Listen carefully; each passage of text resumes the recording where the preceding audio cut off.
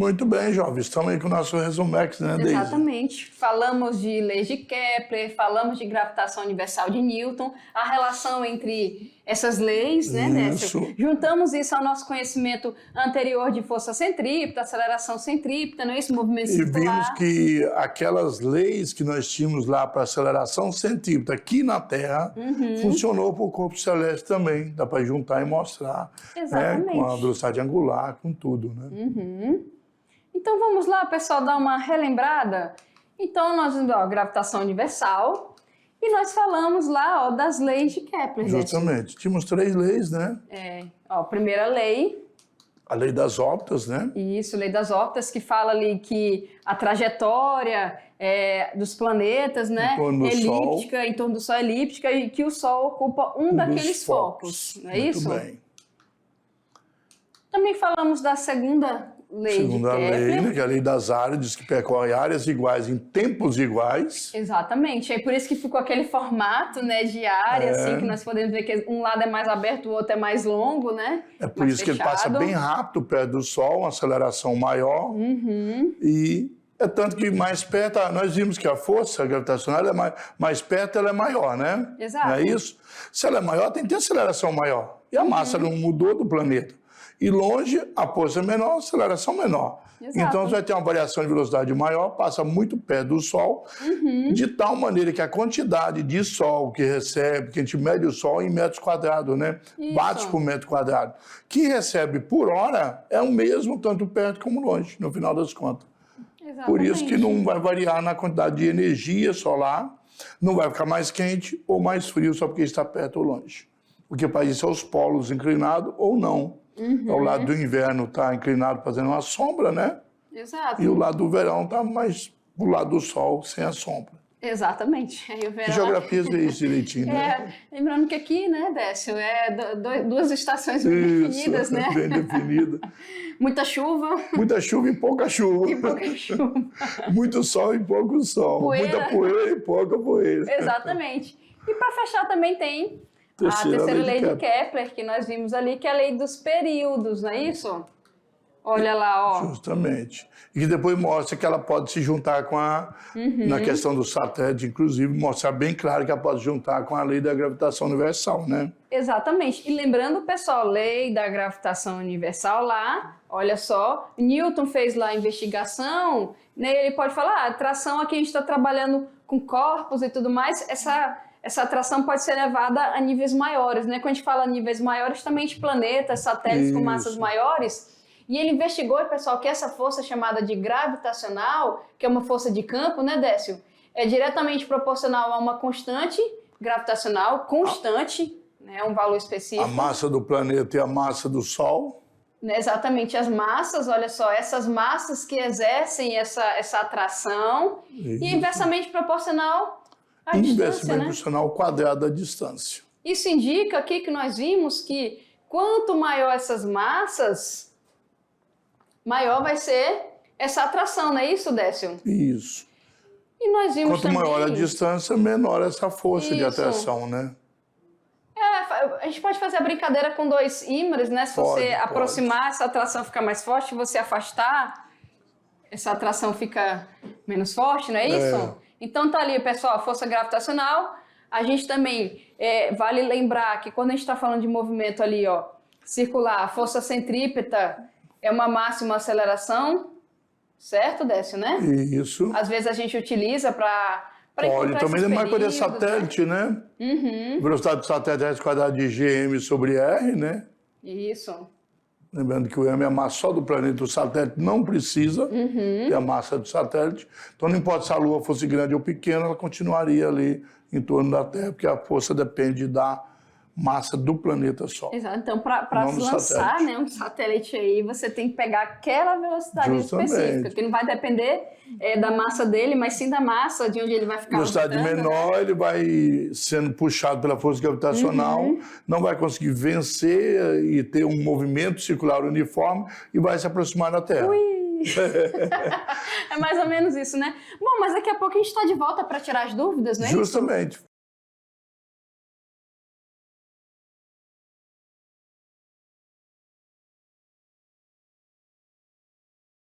E aí, pessoal? Estamos de volta aí, né, para nossas atividades aí. Eu tava aqui só pensando, tá fácil, vamos só tirar as dúvidas, não é isso? Acho que nem precisa tirar essas dúvidas, tá bem simples. Bora, então. Vamos. Vamos. Pessoal, vamos tirar as dúvidas, ok? Então, vamos lá, olha só. Vamos lá, tirando as dúvidas. Se liguem lá no nosso exercício, resolução. Isso. Vamos lá. Isso. Questão número 1. Olha que bonito. Olha só, que bonito, né? Essa imagem ali, imagem meramente ilustrativa, não é Mas isso? muito ao fundo ali, planeta Marte.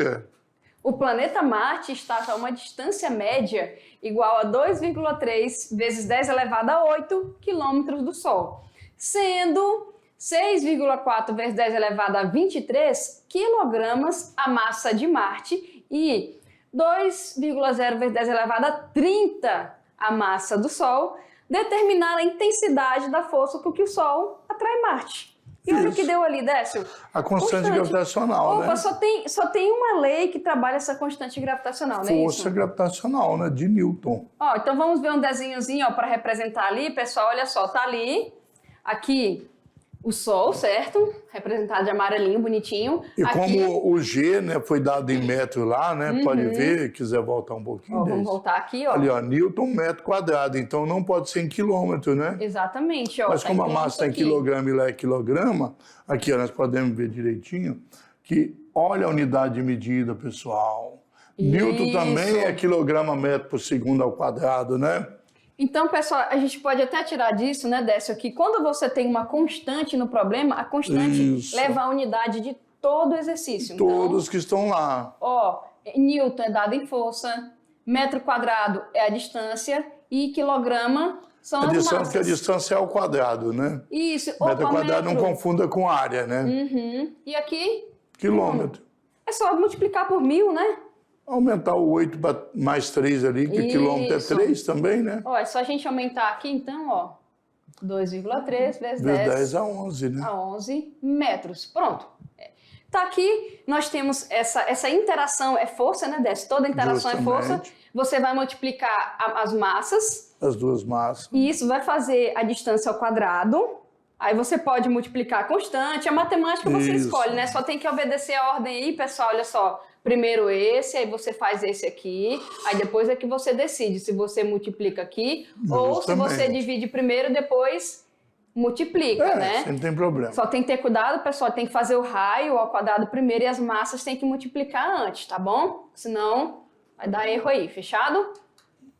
Então tá ali, olha só, a interação, não é? Lei de ação e reação, as forças são iguais. Isso, exatamente. Mesma direção, mesma natureza e sentidos opostos. Sentidos opostos, cada uma atuando aqui, ó, no corpo, Justamente. fechado? Então vamos ver essa interação, ó, que é dada aqui. E aqui lembrando que eles são separados, olha só, por essa distância R. Não é isso? Justamente. Que ele já deu lá, tá aqui, já tá dado aqui. Tá até transformado, olha só. Deixa eu tirar aqui o que eu coloquei. Porque tá mais bonitinho aqui. Vamos voltar, pessoal? Olha só.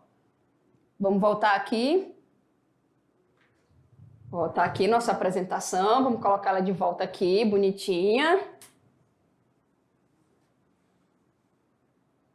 Certo? Olha aí.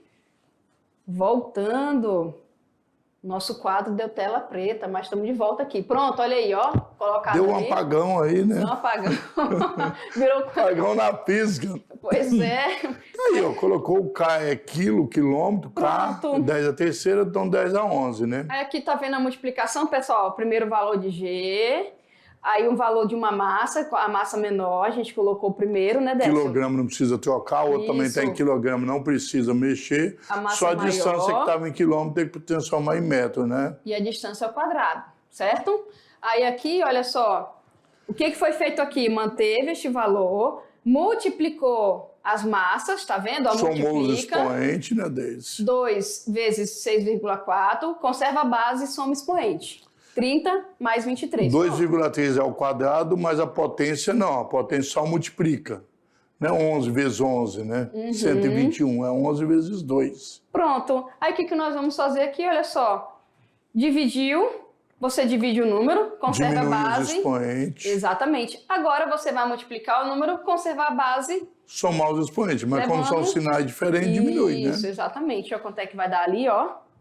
Pronto. 1,6 vezes 10 a 21. É a força de interação. 31 menos 11 é 20, mas só que deu 16, né? Olha lá, 7 vezes 2 é 14, então dá 16. Aí anda uma casa, ficou 21. Lembrando que 31 menos 11 deu 20.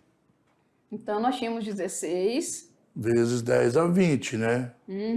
Aí você aumentou 1,6, diminuiu, desculpe, aumentou 20 para 21. Prontinho, olha só. Então, nós temos aí a interação, né, Décio? A interação gravitacional, que é essa força. E, pessoal, olha só, vem cá conosco rapidinho. Como nós estamos falando...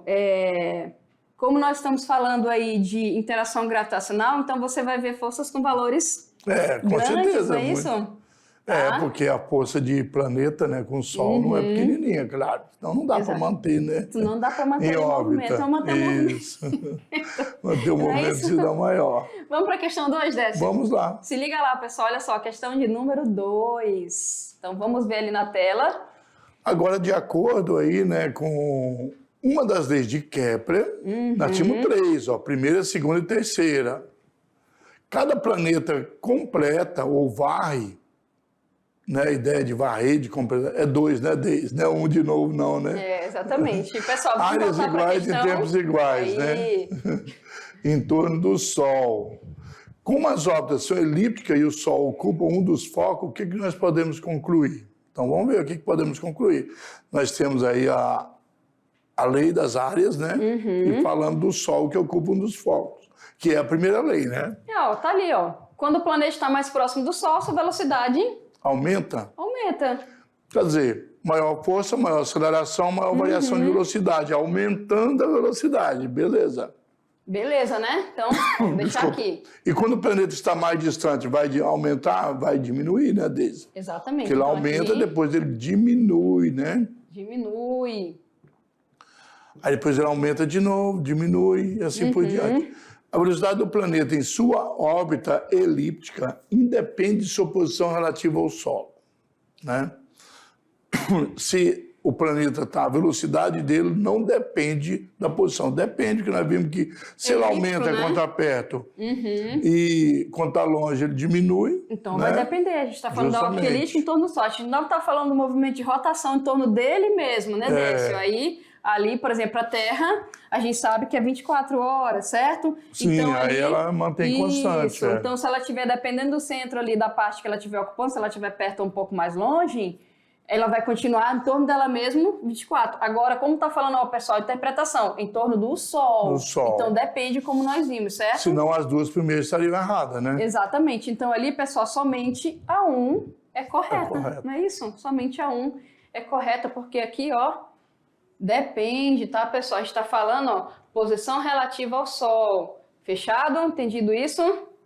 Belezinha? Olha a outra ali, ó.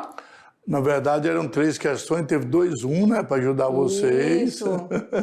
Então, terceira aqui, ó. É porque tinha achou que uma só, a gente colocou mais uma igual a mais uma. Só pra gente, né, discutir, filosofar um pouquinho. Astrônomos, planeta X pode ser um enxame gigante de cometas. Olha. Nossa, aí. muito cometa lá, hein? Essa abelha? É uma abelha de planeta? Como é que é isso? O misterioso planeta X pode ser não um gigante gasoso, mas um anel bizarro ou nuvem composta de muitos cometas e planetas anões. Dizem astrônomos em um artigo publicado no Astronomical Journal. Olha só. Olha aí, você fala bonito desse, gostei. Pelo menos enrola, a gente sabe, né? É o information. E ali, devido à enorme distância até este planeta, uma volta desse planeta ao redor do Sol, segundo os cientistas, demora 15 mil anos. Então tá bem longe, uma volta. Nós ainda não sabemos onde ele está, também está muito longe, né? Então, além disso, não temos quaisquer evidências de sua existência, além da estranha natureza do movimento de uma série de planetas anões, asteroides no cinturão de Kuiper. Não é isso, Décio? Isso. Então, temos a informação, temos aqui algumas fotos. Ali né? é o Aqui, sistema solar e aqui é o planeta, né? Seria o cinturão de Kuiper, no caso. Isso. E ali tá, olha só. Então a figura abaixo representa o Sol, 3 astros celestes e suas respectivas órbitas em torno do Sol. No caso, Urano, Netuno e o objeto recentemente descoberto de nome 1996 TL66. Nomezinho bonito. Vamos analisar as afirmativas a seguir. Falou que tem corpos estranhos que giram em torno do planeta, né? E aí vai falar desse em particular. Essas órbitas são elípticas, estando o Sol em um dos focos dessa elipse. Dá pra ver pela figura, não dá? Já dá para ver, né? Olha só as elipses aqui, ó, nós podemos observar. E aqui, olha só, ocupando um dos focos, né? Isso, bem do ladinho, não no centro mesmo, isso, né? aí tá aqui o Netuno, bem pequenininho, Urano, e aqui o objeto, né? O objeto. Que foi descoberto. Fechado? Beleza, então aí. Os 3 astros representados executam um movimento uniforme em torno do Sol. Será que o movimento é uniforme? As velocidade é constante, a mesma velocidade, né? O tempo todo. Isso, aí nós temos que lembrar o quê? Que mais quando ele próximo, tá mais né? próximo, Aumenta e longe diminui. Exatamente. Então é uniforme? Não vai ser uniforme, né? Essa velocidade ela é variável, tá, pessoal? Variável. Então aqui, ó. Fechou? Cada um com valor de velocidade diferente, mas dizendo que é uniforme, né? Dentre todos os astros representados, quem ganha menos tempo para completar uma volta em torno do Sol é Urano. Se for o mais perto, né? Ó, tá que o Urano tá bem aqui. Ele é O mais próximo, né? Aí vem aqui o Netuno e por último... Nós vimos que as órbitas mais próximas, lá quando falamos de movimento circular uniforme, nós vimos que, na verdade, os mais próximos levam menos tempo, né? Exatamente. Certo? Então aqui, olha só, pessoal, se todas as afirmativas são corretas, então aqui a gente tem, olha só, a 1 vai estar correta como nós falamos, De acordo com né, a primeira Décio? lei de Kepler, né? Então, de acordo com a primeira lei, as órbitas são elípticas, o Sol ocupa um dos focos, beleza? A segunda vai estar errada, porque de acordo com uma consequência da segunda lei de Kepler, e que o periélio, a velocidade mais máxima, né, e no afélio é mínima. Né? Portanto, a variação de velocidade, sim, né? E aqui a 3 está correta, de acordo com a terceira lei de Kepler. Terceira de Kepler, quanto mais perto ali, né? A força, né, dele diz que é o período, né? E o raio. Exatamente. Então, olha só, aqui, ó, certinho? Esse Mercúrio leva menos tempo que a Terra, né? Que está mais perto. Exatamente. Então, apenas aí, ó, 1 e a 3 estão corretas, não é isso? A 1 e a 3 vão estar corretas e a 2 vai estar errada. Agora vem uma questão de Enem. Agora Se sim, liga aí, chegamos pessoal. nela. Vamos lá, desce. O astrônomo alemão Johannes Kepler, ele é adepto do sistema heliocêntrico, desenvolveu um trabalho de grande vulto, aperfeiçoando as ideias de Copérnico. Exatamente. Nós falamos na aula o tempo todo. Em consequência, ele conseguiu estabelecer 3 leis sobre o movimento dos planetas que permitiram um grande avanço no estudo da astronomia. Um estudante, ao ter tomado conhecimento das leis de Kepler, concluiu, segundo as proposições a seguir, que, para a primeira lei de Kepler, que é a lei das órbitas, né, o verão ocorre quando a Terra está mais próxima do Sol, e o inverno quando ela está mais afastada, já que fica mais longe, né? O estudante estudou lá e ele concluiu isso aí. Para a segunda lei de Kepler, que é a lei das áreas, a velocidade de um planeta X, qualquer, né? Em sua órbita diminui à medida que ele se afasta do Sol. Beleza. Corretinho, Vai se afastando, né? Isso. Para a terceira lei de Kepler, que é a lei dos períodos, o período de rotação, não é translação, não, estou falando de rotação de um planeta em torno do seu eixo é tanto maior quanto maior for seu período de revolução. E aqui, pessoal, com base na análise feita, assinale a alternativa correta. Bom, a gente fazendo as leituras lá, a gente vai ver que apenas a 2, né, dessa. Porque a primeira, ela... Isso. Aqui, ó, só lembrando, olha só, tá ali. Ali, isso aqui, ele está relacionando o período, lembrando que rotação, cada planeta seu tem, independente de onde ele está. Não fala de rotação na lei de Kepler, de translação. E a primeira nós falamos nas aulas, que o fato de estar longe, ele vai mais devagar, mas não quer dizer que ele corre, que é inverno. Exatamente. Enquanto é inverno Quando é inverno num hemisfério, no outro é verão ao mesmo tempo. Metade da Terra não está no lugar, a outra metade na outra. Porque aí, como é que os aviões iam fazer para... Né? Ir até lá, que são 150 mil quilômetros, o raio médio. Então são 300 mil quilômetros. Complicado, né, Décio? Então não dá para ter os Essas foram as dois. nossas questões bacanas, Justamente. né? Assim, para fazer o que você percebe que as questões sempre exigem um nível de interpretação, né, Décio? Então, Justo. além da matemática, você interpretar o fenômeno. E é isso, pessoal. A gente vai voltar com mais aula, Uma né? outra aula Uma já outra continuando, né? A gente vai entrar agora na outra fase. Exatamente. Vamos deixar um pouco dessa mecânica de movimento, vamos falar de energia, essas outras coisas. E esperamos vocês, não é isso? Isso, até a próxima aula, então. Até a próxima aula, pessoal. Tchau, tchau.